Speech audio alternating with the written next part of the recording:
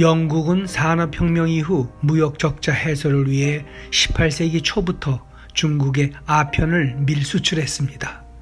처음엔 동인도 회사를 앞세웠다가 나중엔 정부가 직접 개입했습니다. 이에 청나라 조정은 사회적으로 문제가 심각해지자 아편 무역을 금지해야 한다는 강경파와 이를 합법화해 관세를 부과하자는 현실주의로 나뉘었습니다. 결론은 아편 척결쪽으로 났습니다. 황제로부터 권한을 부여받은 임칙선은 광저우 후먼 바닷가에서 2만 상자의 아편을 불태워버렸습니다. 이러한 강경한 처리에 분노한 영국은 아편 전쟁을 일으켰고, 전쟁에서 패한 청나라는 불평등 조약인 난징 조약으로 5개 항구를 개방하고 영국의 홍콩을 넘겨주는 등 영국의 일방적인 요구사항을 수용할 수밖에 없었습니다. 이후 미국, 프랑스 등 다른 나라들과도 비슷한 조약을 맺으면서 청나라는 서구 열강에 잠식되고 종이 호랑이로 전락했습니다. 오늘날 중국에서 유통되는 마약의 60~70%는 그동안 라오스, 미얀마, 태국 등 이른바 골든 트라이앵글을 통하고, 아프가니스탄에서 만들어진 마약이 신장 위구르로 들어오는가 하면 북한과의 중국 국경 또한 통로로 한몫합니다. 아편 전쟁은 중국인들에게는 지워버리고 싶은 치욕의 역사입니다. 하지만 아편의 합법은 수많은 마약 중독자로 전락했습니다. 공산화 직전인 1948년 중국의 마약 중독자는 전체 인구의 15%인 8천만 명이나 됐습니다. 해서 마오쩌둥은 사회주의 정권을 세우자마자 마약과의 전쟁을 선포했습니다.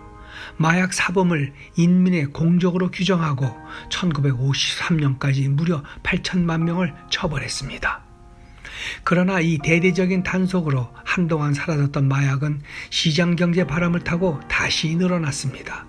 그러자 170여 년 전 마약 때문에 서구 열강의 반식민지로 전락했다고 생각하는 중국은 마약 사범에 대해선 일체 관용이 없다는 정책 아래 1990년 마약 사범에 대한 처벌 규정을 세계 최고 수준으로 강화해서 그 거래나 소지 물량에 따라 최고 사형까지 구형합니다.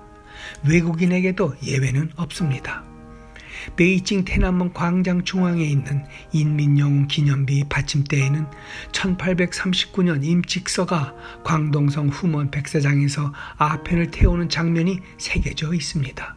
그리고 아편전쟁 발발의 원인이 된 이른바 호문소연, 즉 호문에서 아편을 소각하다라고 쓰여져 있습니다. 헌데 근자에 들어 미국에서 펜타닐 중독 사고가 폭발적으로 늘고 있습니다.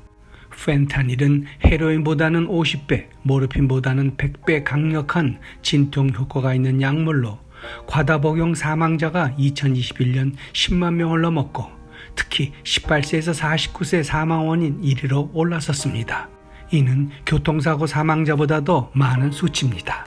이 약물은 원래 제약회사 얀센이 개발했지만 특허 기간이 끝나면서 세계 어느 곳에서나 복제 제조가 가능해졌습니다.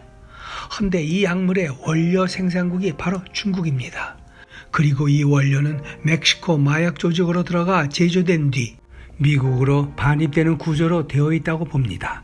그러니 군사안보 이유로 미국이 대중국 첨단기술, 특히 반도체 제조에 대한 제재를 강화하면서 심각한 타격을 받게 된 중국이 원료 생산 단속을 완화하면 펜타닐의 미국 시장 공급이 급증하고 있는 것이 우연일까요? 이런 상황에서 캘리포니아주 의회가 펜타닐 판매직들에 대한 강경한 형사처벌법을 부결시켜 논란이 되고 있습니다. 아마도 미국판 임칙서라도 나서야 하는 건 아닐는지 모르겠습니다. 오늘의 영상은 여기까지입니다. 고맙습니다.